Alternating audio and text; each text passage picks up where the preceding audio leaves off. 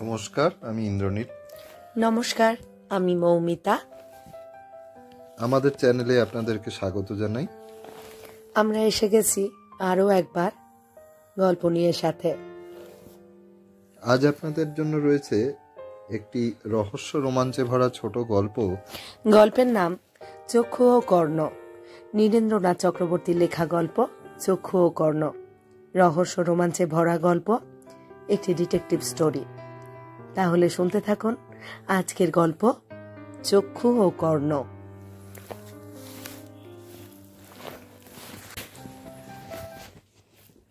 আসল কথাটা কি জানেন? স্পিড কমিয়ে গিয়ার পাল্টে বাঁ দিকে বাঁক নিয়ে চারু ভাদুরী বললেন, চোখ কান সারাক্ষণ খোলা রাখা চাই। গাড়ির স্পিড আবার বেড়েছে, সামনের রাস্তা ফাঁকা, বৃষ্টি হয়েছে। গাছপালা, ঘাস, লতা সব এখন এত সবুজ যে চারিদিকে তাকিয়ে চোখ জুড়িয়ে যাচ্ছিল। বললুম, তা তো অবশ্যই চাই, কিন্তু সেইটাই সবাই রাখে না। ভাদুরীর গলায় আবেগের সুর। জিজ্ঞেস করলুম, কথাটা আপনি ঠিক কাদের সম্পর্কে বলছেন? সকলের সম্পর্কেই বলছি, তবে হ্যাঁ, বিশেষভাবে বলছি আমাদের পুলিশ বিভাগের কিছু লোক সম্পর্কে। তাদের যে চোখ কান নেই তা নয়, ও দুটো বস্তু সকলেরই এক জোড়া জোড়া থাকে। তাদেরও আছে, কিন্তু তার ব্যবহার হয় কদাচিৎ। বিদ্যাসাগর মশাই পুত্তলিকার যে বর্ণনা দিয়েছেন মনে আছে? হেসে বললুম, চক্ষু আছে কিন্তু দেখতে পায় না। ভাদুরী বললেন, বাহ, মনে আছে দেখছি। তা এদেরও সেই অবস্থা। চোখ থাকতেও এরা দেখে না, কান থাকতেও শোনে না, নইলে নিশ্চয়ই মার্ডার ওয়েপেনটা বার করে ফেলত। কথা হচ্ছিল শিল্পপতি মহেশ্বর শ্রীবাস্তবের আকস্মিক মৃত্যুর ঘটনা নিয়ে। দুর্গাপুর থেকে অন্ডালের দিকে খানিকটা এগোলেই ন্যাশনাল হাইওয়ের বাঁ দিকে তার কারখানাটা চোখে পড়বে। ওষুধের কারখানা। উদ্বোধনের পরদিনই সেটি বন্ধ হয়ে গেল।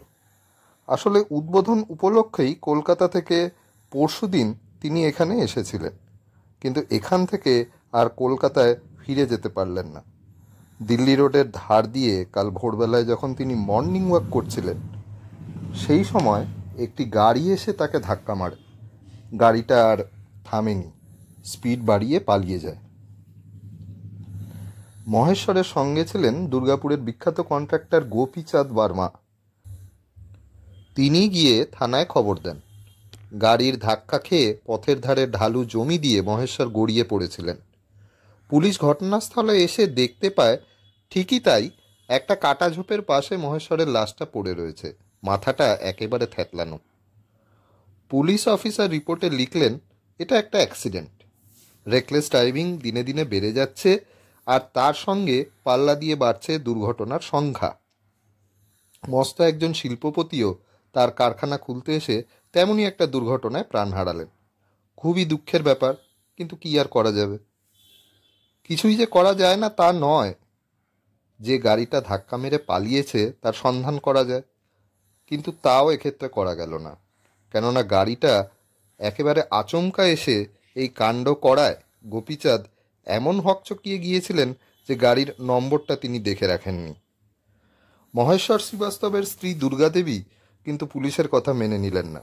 বললেন, 40 বছর হলো আমার বিয়ে হয়েছে, এই 40 বছরের মধ্যে একদিনও আমার স্বামীকে আমি মর্নিং ওয়াক করতে দেখিনি। হঠাৎ দুর্গাপুরে একটা কারখানা খুলতে গিয়ে তার মর্নিং ওয়াক করার দুর্মতি হবে কেন? ভদ্রমহিলা কাল রাত্রেই চারু ভাদুরীকে ডেকে পাঠালেন। ভাদুরীর সঙ্গে আমিও গিয়েছিলাম। মিসেস শ্রীবাস্তবের যুক্তি শুনে ভাদুরী বললেন, তাই তো, তা আপনার কি মনে হয়? দুর্গাদেবী কথার মারপ্যাচ পছন্দ করেন না, সরাসরি বললেন, আমার মনে হয় গোপীচাঁদ বর্মা আমার স্বামীকে খুন করেছে। কেন কেন এমন কথা আপনার মনে হয় কেন? বলছি, ওষুধের ফ্যাক্টরির বিল্ডিং বানাবার কন্ট্রাক্ট ওই গোপীচাঁদ নিয়েছিলেন।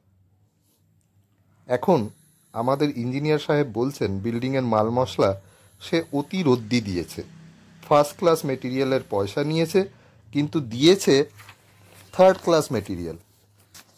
আমার স্বামী তাই মামলা করার কথা ভাবছিলেন। ওখানে যাবার আগে আমাকে বলেছিলেন যে গোপীচাঁদের গলায় গামছা দিয়ে পয়সাটা তিনি আদায় করে ছাড়বেন। পয়সা মানে যে নেহাত পয়সা নয়, কোটি টাকার ব্যাপার, সেটা বুঝতে পারিনি। আমি চুনোপুটি মেরে কেটে 1000 পর্যন্ত শুনতে পারি। এটা যে সেক্ষেত্রে লাখের অঙ্ক ছাড়িয়ে গিয়ে কোটির কারবার, আজ সকালে চারু ভাদুরী সেটা আমাকে বুঝিয়ে দিলেন। তারপর বললেন, ভদ্রমহিলা ভুল বলেননি, মর্নিং ওয়াকের ব্যাপারটা আমার বিশ্বাস হচ্ছে না। কেন? আরে মশাই, যারা পুণ্যলাভ করবার জন্য পয়সা দিয়ে অন্য লোককে তারকেশ্বর পর্যন্ত হাঁটায়, স্বাস্থ্য লাভ করবার জন্যই বা তারা কষ্ট করে মর্নিং ওয়াক করবে কেন? দরকার হলে বরং তাদের হয়ে মর্নিং ওয়াক করবার জন্য তারা পয়সা দিয়ে লোক রাখবে।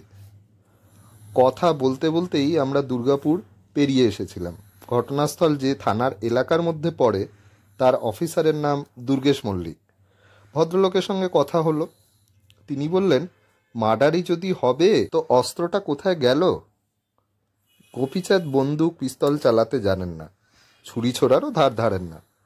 তাছাড়া জখমটা দেখলেই বোঝা যায় যে এটা বন্দুক পিস্তল কি ছুরি ছোড়ারও ব্যাপার নয়। মাথাটা থেতলে গেছে, মনে হয় গাড়িতে ধাক্কা খেয়ে মাথা ফেটেছে।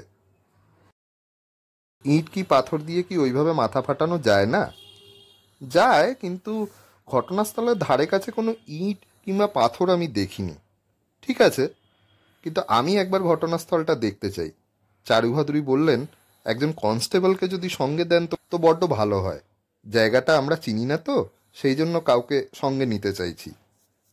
মল্লিক মশাই কি যেন ভাবলেন, তারপর বললেন, আমি আপনাদের সেখানে নিয়ে যাচ্ছি। আমাদের গাড়িটা আর নিতে হলো না, সেটা থানায় পড়ে রইল। আর থানায় জিপে উঠে আমরা ঘটনাস্থলে এসে পৌঁছলাম।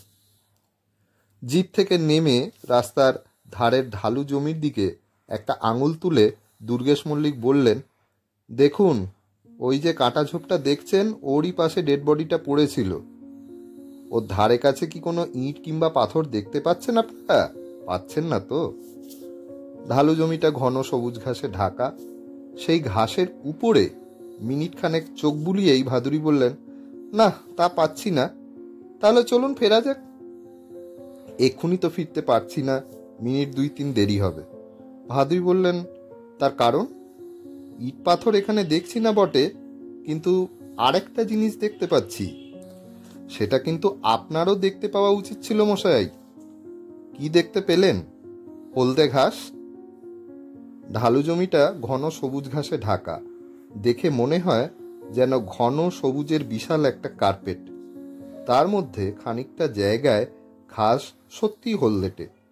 ঢাল দিয়ে খানিকটা নেমে গিয়ে সেই হলদে ঘাসের পাশে উবু হয়ে বসলেন ভাদুরী মশাই। তারপর পকেট থেকে একটা ফিতে বার করে এই জায়গাটুকুর মাপ নিয়ে বললেন, 10 ইঞ্চি বাই 5 ইঞ্চি। মল্লিক বললেন, সেটা আবার কি? চারু ভাদুরী বললেন, বুঝতে পারলেন না? একখানা ইটের দৈর্ঘ্য এবং প্রস্থ। অনেক দিন ধরে ইটখানা ওইখানে ছিল বলেই তার তলাকার ঘাস হলদে হয়ে আছে। ছিল তো গেল কোথায়?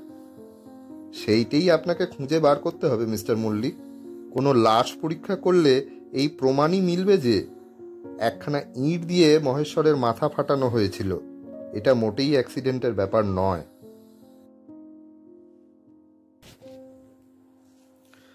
কলকাতার পথে ফিরতে ফিরতে জিজ্ঞেস করলুম, কিন্তু লোকটা যদি মর্নিং ওয়াক নাই করে, তা মরতে হঠাৎ গোপীচাঁদের সঙ্গে ন্যাশনাল হাইওয়ের উপরে হাঁটতে গিয়েছিল কেন?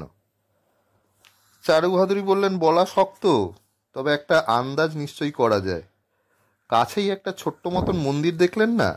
আমার ধারণা মন্দির দেখানোর নাম করেই মহেশ্বরকে রাস্তায় বার করেছিল গোপীচাঁদ। হয়তো বলেছিল ওখানকার ঠাকুর খুব জাগ্রত, একটা পেন নাম যদি ঠুকে আসা যায় তো বাজারে জাল ওষুধ ছাড়লেও ধরা পড়বার ভয় থাকবে না। বালি ব্রিজের উপরে উঠে পড়েছি। গঙ্গার উপরে আলো পড়ে ঝিকমিক করছে। সেদিকে তাকিয়ে বললুম, যাবার পথে চোখ কানের কথা বলেছিলেন, সেটার প্রমাণ যে আজ হাতে নাতে পেয়ে যাব তা কিন্তু তখন ভাবিনি। ভাদুরী মশাই হো হো করে হেসে উঠলেন। তারপর বললেন, মল্লিক মশাইয়ের কি চোখ নেই? আছে, তার উপরে আবার সোনালি ফ্রেমের চশমাও পড়েছেন, কিন্তু মুশকিল এই যে দেখতে পান না।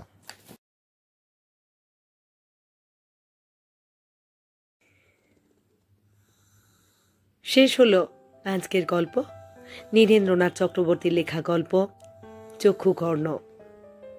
কেমন লাগলো আজকের ডিটেকটিভ স্টোরিটি? কেমন লাগছে আমাদের পরিবেশনা? তা অবশ্যই কমেন্ট বক্সে আমাদের লিখে জানান। আপনাদের মতামত আমাদের কাছে অত্যন্ত মূল্যবান, আমাদের এগিয়ে চলার অনুপ্রেরণা। যদি আমাদের পরিবেশনা আপনাদের ভালো লাগে অবশ্যই লাইক করবেন গল্পগুলি এবং আপনাদের বন্ধুদের মধ্যে গল্পগুলি শেয়ার করবেন।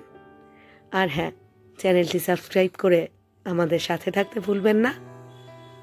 সবাই ভালো থাকুন এবং চোখ রাখুন আমাদের চ্যানেলে শুনতে পরবর্তী গল্প।